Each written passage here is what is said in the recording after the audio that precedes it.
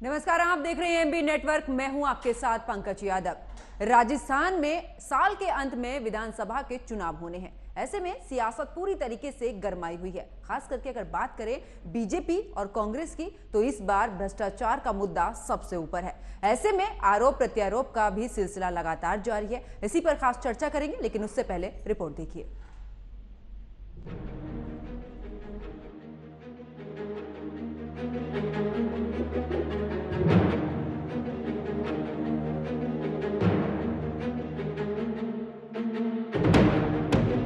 राजस्थान में विधानसभा के चुनाव होने वाले हैं। बीजेपी और कांग्रेस के बीच की स्थिति तो डाल डाल में पात पात वाली है। दोनों पार्टियों के बीच आरोप प्रत्यारोप का दौर जारी है। दोनों पार्टियों की सरकार पर भ्रष्टाचार के आरोप लगे हैं। बीजेपी की वसुंधरा राजे हों या फिर अशोक गहलोत, भ्रष्टाचार पर बीजेपी का कहना है कि गहलोत सरकार ने भ्रष्टाचार के मामले में सारे रिकॉर्ड तोड़ दिए हैं। ट्रांसपेरेंसी इंडेक्स में भ्रष्टाचार के मामले में पिछले 3 साल से गहलोत सरकार नंबर 1 पर है। मुख्यमंत्री की मौजूदगी में टीचर ट्रांसफर में रिश्वत लेने का आरोप लग रहे हैं। पेपर लीक मामला जग जाहिर है। कहना चाहता हूं, जिन ने यहां भ्रष्टाचार किया है, योजनाएं तो हम चलाए रखेंगे, सुधार भी करेंगे, लेकिन जिन लोगों ने भ्रष्टाचार किया है, गरीबों के पैसे लूटे हैं, उनके खिलाफ तो कार्रवाई जरूर होगी। जो धोखा किया गया है, भाजपा उसकी तह तक भी जाएगी। यहां के पेपर लीक माफिया को, पेपर लीक माफिया, खदान माफिया सुनते थे हम, पेपर लीक माफिया। मैं राजस्थान के नौजवानों को वादा करता हूं, नौजवानों मुझ पे भरोसा करना, ये पेपर लीक माफिया का पाताल में भी जाकर उसका हिसाब किया जाएगा। मैं आपको भरोसा देता हूं। कांग्रेस वसुंधरा राजे के पहले कार्यकाल में सरकार पर 22,000 करोड़ रुपए के घोटाले का आरोप लगा रही है और बीजेपी को घेरती नजर आती है। साल 2008 में कांग्रेस की सरकार बनने पर इसकी जांच के लिए माथुर आयोग गठित किया गया, लेकिन कोर्ट ने आयोग का गठन जांच आयोग अधिनियम के तहत नहीं होने के कारण आयोग को ही भंग कर दिया। उस समय भी ये सवाल उठे थे कि इस आयोग के गठन के नियमों की जानबूझकर अनदेखी की गई है। घोटालों को लेकर जांच आज भी अपेक्षित है, तो वही इस मामले को लेकर मुख्यमंत्री अशोक गहलोत और सचिन पायलट भी आमने सामने हैं। भाजपा के शासन में वसुंधरा जी के कार्यकाल में जो करप्शन के मामले उठे थे, जो खुद अशोक गहलोत साहब ने, मैंने, तमाम कांग्रेस नेताओं ने अपने मुंह से कई बार हम लोगों ने इन बातों को रखा था और ये बात पब्लिक डोमेन में है, तो उन पर एक प्रभावी जांच होनी चाहिए। तो ऐसे में सवाल उठता है कि जिस तरह से राजस्थान में चाहे बीजेपी की सरकार रही हो या फिर कांग्रेस की, दोनों ही सरकारों में भ्रष्टाचार के मामले सामने आए हैं। ऐसे में देखना होगा कि इस बार जनता का रुख किस ओर जाता है। Bureau report, AMB network.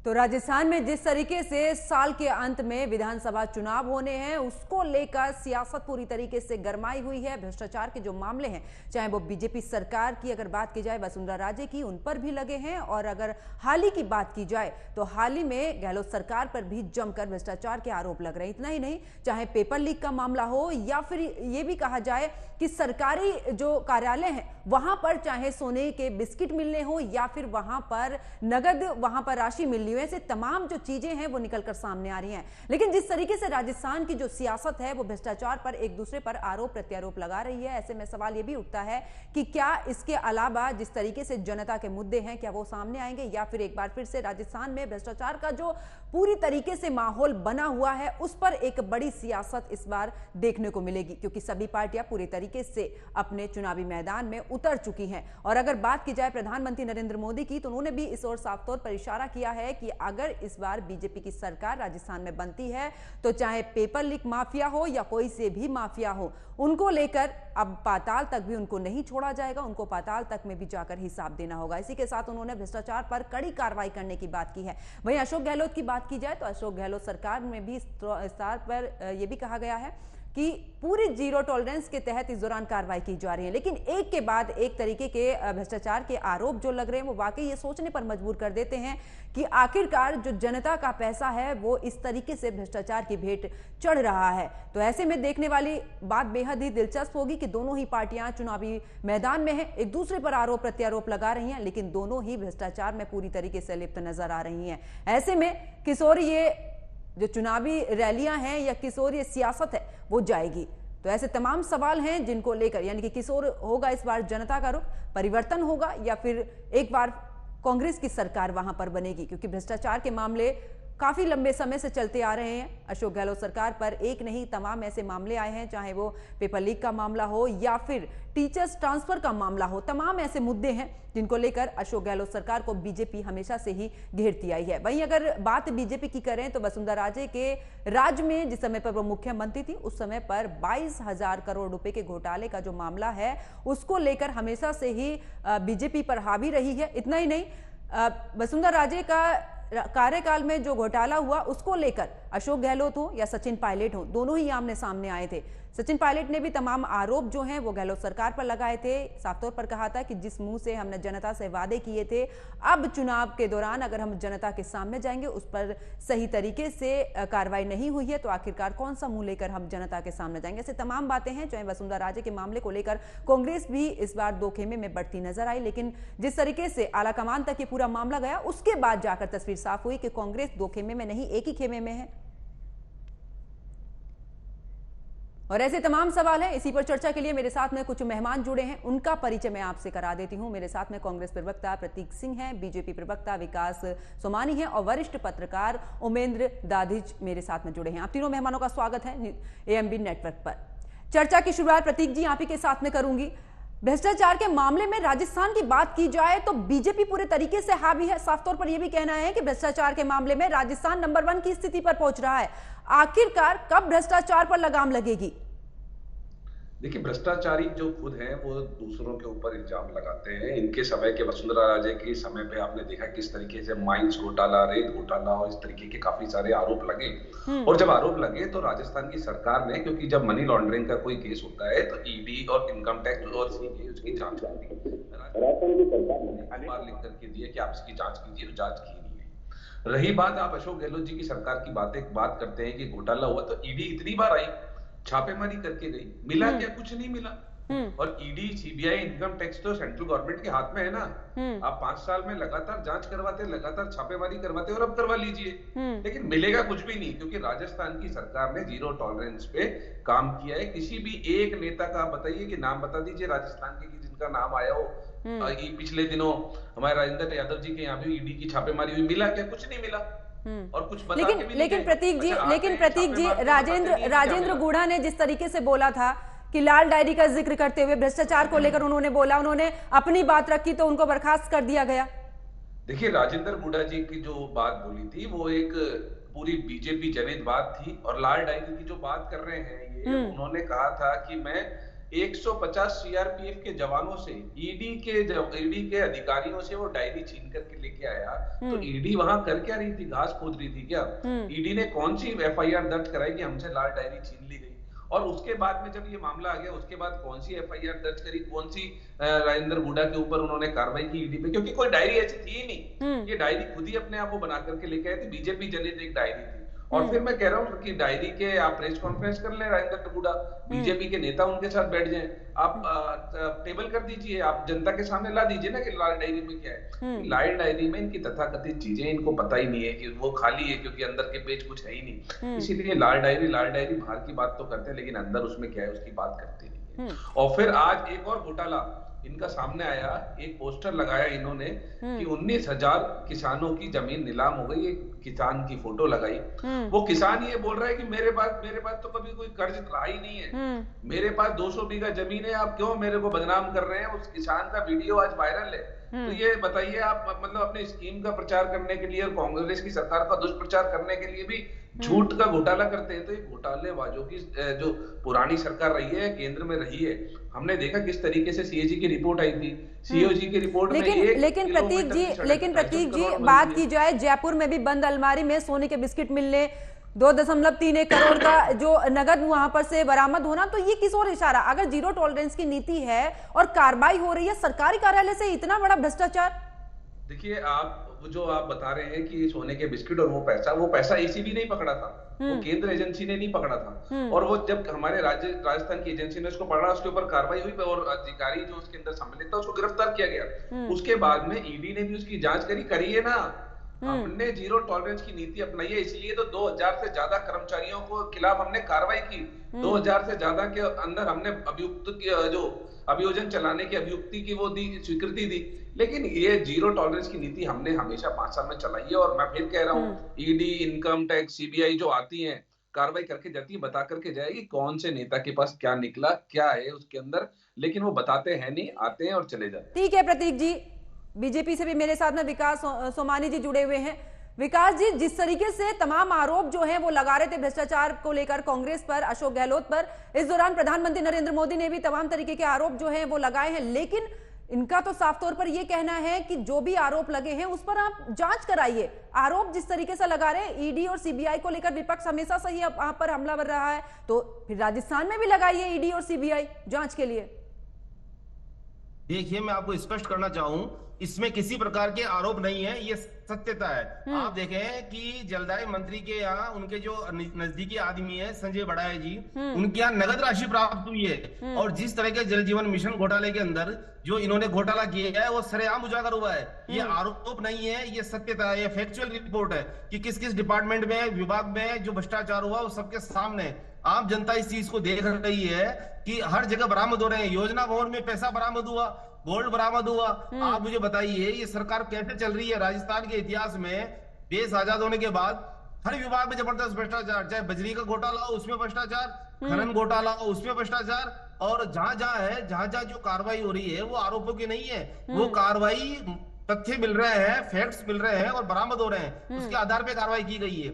दूसरी बात ये कहना चाहते हैं कि आप मुझे बताइए कि पेपर लीक के मामले 17 से अधिक बार पेपर लीक हुए हैं और उसका मुख्य अभियुक्त अभी तक फरार है। ईडी उसको पकड़ने का प्रयास कर रही है और किन किन नेताओं से उनके लिंक है वो सामने आना भी बाकी है। कांग्रेस ने जो भ्रष्टाचार किया है वो आज तक के इतिहास में राजस्थान में पहली बार इतना भ्रष्टाचार हुआ है जो तथ्यों के आधार पर मौजूद है कि इन्होंने हर डिपार्टमेंट में भ्रष्टाचार किया, चाहे वो मेडिकल से संबंधित हो, चाहे वो शिक्षा से संबंधित हो। लेकिन विकास जी आरोप तो बीजेपी पर भी लगे हैं ना, वसुंधरा राजे पर भी आरोप लगे हैं। 22,000 करोड़ का जो आरोप का उन पर पूरी तरीके से जांच को लेकर भी एक कमेटी गठित की गई है।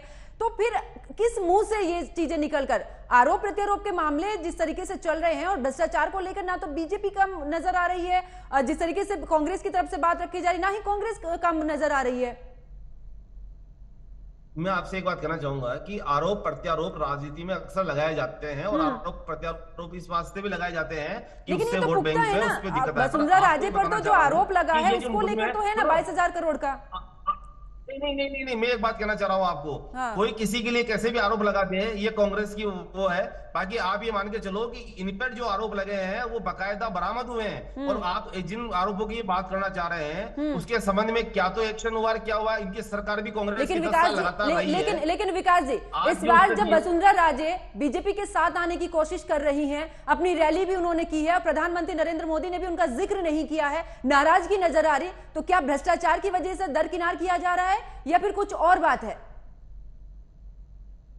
पार्टी का बहुत बड़ा संगठन है और किसी प्रकार का भ्रष्टाचार की कहीं है नहीं, होती ऐसी तो सामने आती, जिस तरह कांग्रेस का सामने आ रहा है। आप कांग्रेस का हर भ्रष्टाचार सामने आया और सब में राशि बरामद हुई है और कई अधिकारी इनके पकड़े गए, चाहे बॉम्बे दिल्ली हाईवे का मामला हो, चाहे इनका किसी तरह का कोई खनन घोटाले का मामला हो, उसमें खुलेआम बरामदगी और खुलेआम ईडी ने दस्तावेज प्राप्त किए हैं और इनके नगद राशि प्राप्त हुई है। योजना बोन की भी नगद राशि प्राप्त हुई है। इस तरह के गंभीर आरोप और इस तरह का गंभीर लॉ एंड ऑर्डर की व्यवस्था जो आज कांग्रेस ने 4.5 साल में जनता को लूटने के अलावा कोई काम नहीं किया। और रही किसानों की बात, जो ये कहते थे, इनके घोषणा पत्र में लिखा था 2018 में कि हम कर्ज माफी करेंगे किसानों की, कोई कर्ज माफी नहीं हुई। आप देखिए, सबसे ज्यादा जवान और सबसे ज्यादा किसान अगर आत्महत्या कर रहे हैं तो इस राज्य में कर रहे हैं, और इसका आपको रिकॉर्ड है। और दुष्कर्म में, रेप में और आप पर भी तो आरोप लगा रहे हैं, आप पर भी कांग्रेस सीधे तौर पर आरोप लगा रहे हैं। 19,000 का जो किसानों वाला जो मामला है, उस पर जो आपने योजना चलाई है, उस पर आपने उन पर फर्जीवाड़े का वो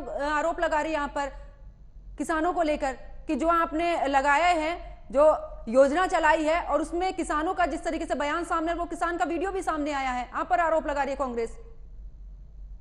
1-2 आदमियों को पकड़ के ये अनर्गल बयान लगा रहे हैं। तथ्य और फैक्ट्स आप देखेंगे तो सत्यता सामने आ रही है, और सत्यता सबको पता है। आप मुझे बताइए कि इस बात, इन्होंने खुद ने इतनी कार्रवाई की है कि इनका लॉ एंड ऑर्डर इनके बस में नहीं है, और एक से एक डिपार्टमेंटों में ट्रेप होते जा रहे हैं और किसान आत्महत्या करते जा रहे हैं। आत्महत्या का रिकॉर्ड देखें आप किसानों का, किसान कितने आत्महत्या कर रहे हैं। एक किसान से किसी से कहलवा के अपनी बात को करवाना चाहते हैं, वो संभव नहीं। यूथ कोटा में जो यूथ सुसाइड कर रहे हैं, बेरोजगारी। ठीक है विकास जी, जवाब ले लेते। प्रतीक जी जवाब दीजिए। आप तमाम आरोप लगा रहे हैं किसानों को लेकर, कर्जा माफी का आप वादे करते हैं, पूरे नहीं करते हैं। आप इनसे देखिए, मुझे ऐसा लगता है कि विकास जी शायद या तो पहली बार कोई डिबेट में आए हैं क्योंकि इनके पास आंकड़े हैं नहीं। ये बात कर रहे हैं दिल्ली मुंबई हाईवे के अंदर भ्रष्टाचार की, तो वो तो केंद्र सरकार ने बनवाया है, वो राजस्थान सरकार ने थोड़ी बनवाया है। तो अगर उसके अंदर भ्रष्टाचार हुआ है तो वो तो केंद्र। विकास जी सुन लीजिए। दूसरी बात ये कह रहे हैं कि भ्रष्टाचार राजस्थान, आपको पता है राजस्थान की जो विकास दर है वो 11.02% है, पूरे देश के अंदर नंबर 2 पे, और बीजेपी शासित कोई भी प्रदेश टॉप 5 में भी नहीं है। तो जिस राज्य में भ्रष्टाचार होता है वहां पे विकास दर 11% नहीं होती। तीसरी बात ये कह रहे थे कि किसान कर्ज माफी नहीं हुई। मैं आपको बताता हूं, 21 लाख किसानों के 15,000 करोड़ रुपए के कर्ज माफ किए, जो सहकारिता के थे और जो राज्य के बैंकों के थे। जो सेंट्रलाइज बैंक के जो कर्जे बचे 2% बचे, 98% किसानों के कर्ज माफ कर दिए गए। उसके अंदर केंद्र सरकार को लगभग 8 से 10 बार लेटर लिखा गया राज्य सरकार से कि आप उसका वन टाइम सेटलमेंट करा दीजिए, उसका पैसा भी राज्य सरकार भरेगी।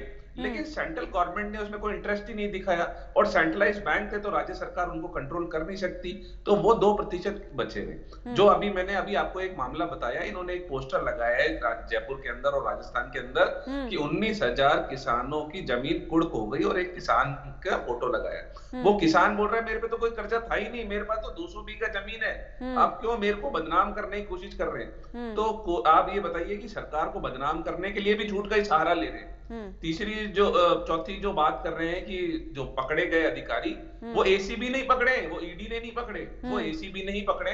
एसीबी राज्य सरकार की होती है, एंटी करप्शन ब्यूरो, और एंटी करप्शन ब्यूरो ने लगातार जो अधिकारी भ्रष्टाचार करने की कोशिश कर रहे थे, जो रिश्वतखोरी की कोशिश कर रहे थे, उनको पकड़ा। तो हम लोग तो सजग हैं। ये लोग सिर्फ बातें करते हैं और लोगों को गुमराह करने की बात करते हैं। मैं कह रहा हूं अगर कोई भ्रष्टाचार अगर इनके हिसाब से कुछ हुआ तो ईडी ने कार्रवाई करनी। लेकिन प्रतीक जी, युवाओं के साथ में तमाम वादे दोनों की तरफ से किए गए, पेपर लीक के मामले इतने ज्यादा बढ़े, अभी तक की बात करें तो लगभग 26 मामले सामने आए। हाँ पंकज जी, मैं उस पर भी जवाब दे देता हूँ। ये 26 मामले की जो बात कर रहे हैं वो 26 मामले गुजरात में थे, राजस्थान में 26 मामले नहीं है। पिछली वसुंधरा जी की सरकार के अंदर आरएस का पेपर लीक हुआ, आरजेएस का पेपर लीक हुआ, आरपीएमटी का पेपर लीक हुआ, अनेक पेपर लीक हुए। मुझे बीजेपी के अभी प्रवक्ता ये बता के जाए कि गुजरात में, मध्य प्रदेश में, हरियाणा में या पूर्ववर्ती वसुंधरा जी की सरकार में इतने सारे पेपर लीक हुए। 2 कार्रवाई बता के चले जाए नाम लेकर के कि जिनको जेल के अंदर भेजा हो, जिनकी संपत्ति कुर्क की गई हो, जिनके मकानों पे बुलडोजर चलाया गया। 2 नाम नहीं बता पाएंगे। मैं यहाँ पे 200 नाम गिना दूंगा जो आज जेल के अंदर है, जिनकी संपत्ति गिराई गई, जिनकी संपत्ति पे बुलडोजर चलाया गया और आज भी जेल में है वो, चाहे आरपीएससी का मेंबर हो, चाहे से भूपेंद्र सारण हो, और 200 लोग। ये 2 नाम लेके मुझे बता जाए पिछले 10-15 सालों में पेपर लीक में इन्होंने किसको जेल में भेजा। ठीक है विकास जी, जवाब दीजिए। आप जो कहना चाह रहे हैं, इस तरह के पेपर लीक देश के या राजस्थान के इतिहास में पहली बार हुआ है कि 17 पेपर लगातार लीक हुए हैं और इनको कानून बनाना पड़ा 10 वर्ष के सजा के लिए। और आप और बड़ी विचित्र स्थिति देखें, आप जब 10 साल की सजा का जो कानून बनाया उसके बाद लगा प्रतीक जी सुन लीजिए, वो आराम से आपकी बात सुनने को सुन लीजिए। विकास जी अपनी बात पूरी कीजिए। इसमें जो हम ये कहना चाह रहे हैं कि इन्होंने जो इनको नियुक्ति दी, जब इन्होंने आरपीएससी के मेंबर बनाए, जब इन्होंने जो नियुक्ति की वो सब भर्ती करने के लिए किया, और इन्होंने पूरी भर्तियों में घोटाले किए। 70 लाख जो है युवा उनके पैसे जमा कर लिए, और एग्जाम होने के बाद पेपर लीक का जो घोटाले आए, जो भर्तियां करी, वो पूरी तरह सरेआम भी इस बात को पूरा देश जान रहा है, पूरा राजस्थान जान रहा है। आप युवा को गुमराह नहीं कर सकते, आप अपने आप को गुमराह कर सकते हो, आप पार्टी को गुमराह कर सकते हो, पर युवाओं को गुमराह नहीं कर सकते। और आप जिस तरह की बात बताना चाह रहे हैं, 200 से अधिक आदमी जेल है, तो जब जेल में जाते हैं तो न्यायिक व्यवस्था के तहत जाते हो। जब न्याय में इस प्रकार का पाया जाता है घोटाला, तभी उसको जेल होती है। आप जेल किसी को ऐसे नहीं करा सकते आरोपों के आधार पे। जेल कराने के लिए आपको फैक्ट्स चाहिए, और फैक्ट्स मौजूद है। वो फैक्ट्स होने की वजह से आप जेल जाने की स्थिति में आ चुके हैं। और आप ये मान के चलिए कि इस तरह की स्थिति में आपको घोटालों पे घोटाले, मतलब गड़बड़ियों पे गड़बड़ियां, और अपने चहेतों को भर्ती करना, इस तरह के घोटाले करने के बाद राजस्थान में आप किस मुंह से इस बात की ईमानदारी की बात कर रहे हैं? प्रतीक जी सुन लीजिए, प्रतीक जी सुन लीजिए, एक एक करके बात ताकि समझ में भी आएगी। प्रतीक जी आपके बीच में वो नहीं बोले थे, मैं आपको बोलने का मौका दूंगी, तब आप अपनी बात रखिए ना। प्रतीक जी सुन लीजिए पहले।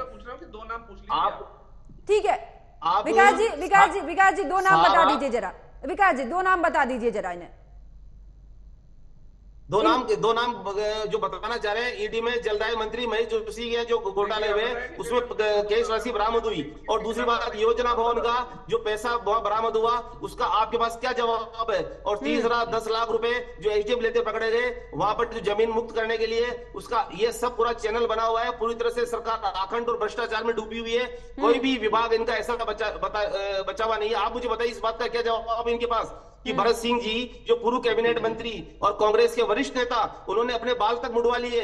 आखिर ऐसी क्या भ्रष्टाचार की? उन्होंने चिट्ठियां लिख दी, जितने सर पे बाल नहीं थे उससे ज्यादा उन्होंने चिट्ठियां लिखी। और जब माननीय मुख्यमंत्री ने नहीं सुना, तो फिर उन्होंने अपने बाल मुड़वा कर अपनी व्यथा को व्यक्त किया। और दूसरी बात आप एक और बताइए कि राजेंद्र जी हुड्डा जो इन्हीं के सरकार में कैबिनेट मंत्री रहे, और आज उनको लाल डायरी जैसी बात विधानसभा के पटल में कहने पड़ी। ये कोई भारतीय जनता पार्टी आरोप लेकिन वो तो आप पर आरोप लगा रहे हैं विकास जी वो तो बीजेपी पर आरोप लगा रहे हैं ना। वो बीजेपी पर लगा रहे हैं कि बीजेपी की मिली भगत के वो लाल डायरी में कुछ नहीं है, सिर्फ बीजेपी उसको मुद्दा बना रही है।